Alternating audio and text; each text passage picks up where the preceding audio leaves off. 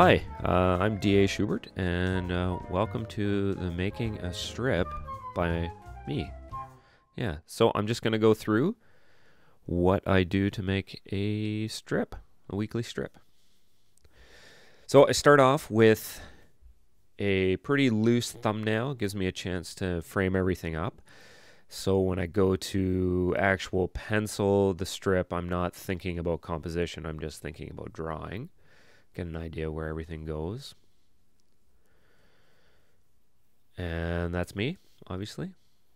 And yes, that is a pencil-thin mustache I'm sporting. So I actually put together my strip, my panels, with a template that I trace over, so every week the panel size is the same. I chose this particular strip to do the video on because the character is in the same position in every panel, and the only thing that changes is the framing.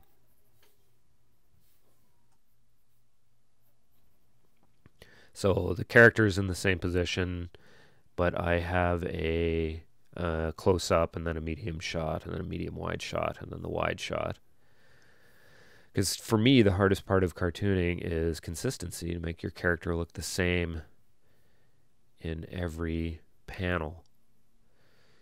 I'm just adding a bit of water. It's going to be a rainy day. That is an insert. Okay, so I generally will start my character with pretty loose geometric shape and then a construction line. And I'll constantly refer back to my thumbnails to make sure that I'm getting everything in the right place. I found that and this is pretty common, I think, among most cartoonists, is the way to keep your characters consistent is to give them pretty recognizable traits. So for the character who is essentially based on me, I've kind of given myself an elongated pointy nose, which I kind of have. Maybe not to that extent, but it is a cartoon.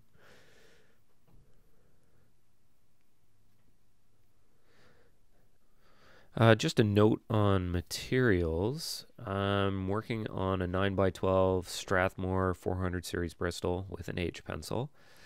I went 9x12 primarily, well, for economy's sake, as well as scannability. I can scan it in one go, and the 9x12 is cheaper than the bigger stuff. So it means I'm drawing pretty small, which can be difficult at times, I admit. I do prefer to draw bigger, especially being able to use arm movements over just fine wrist movements for drawing.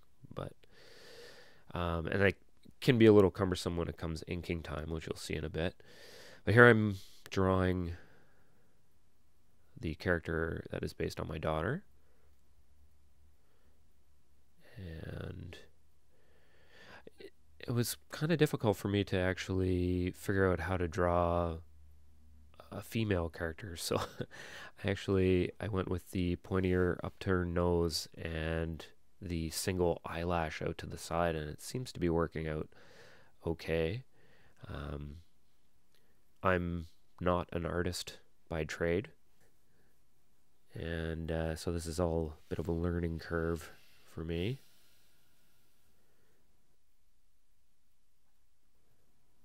I do tend to work in one section of the panel, and then when I find that I'm having a little difficulty figuring something out, I'll just swap over to a different section of the panel. Try and keep my flow up while I'm in the back of my head thinking about how I'm going to finish one particular part off. Hands are especially difficult. So you see I'll block in the hand here first.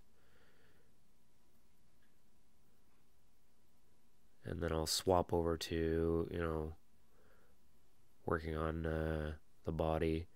And then I'll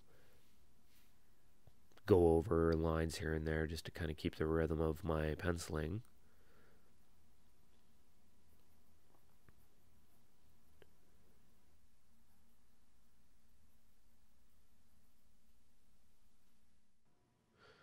I would like to point out that I use my eraser a lot.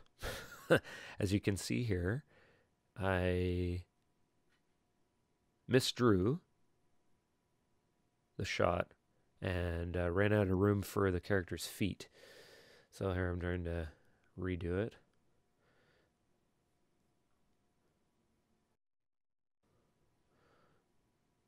As a general rule, I like having backgrounds in my comics, and I will generally draw sometimes too elaborate, but backgrounds, which sometimes can get me into trouble come painting time. I have a pretty limited palette, but we'll see that later.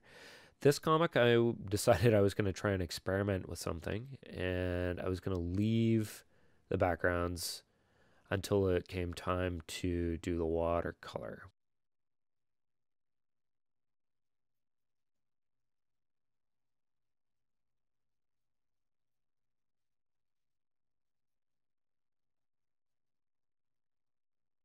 I find too that when I start penciling a comic, I get by the time I hit the fourth panel, I'm pushing harder on the pencil and I'm moving a lot quicker. My lines loosen up a bit and I find it easier to kind of get through. So the first panel is always the most difficult.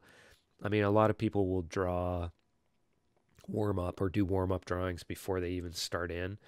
I would love to be able to do that, but unfortunately, most of my time is taken up doing being a stay-at-home dad, so I don't have a lot of extra time to get into the flow, so I kind of have to get into the flow as I'm working through a particular comic.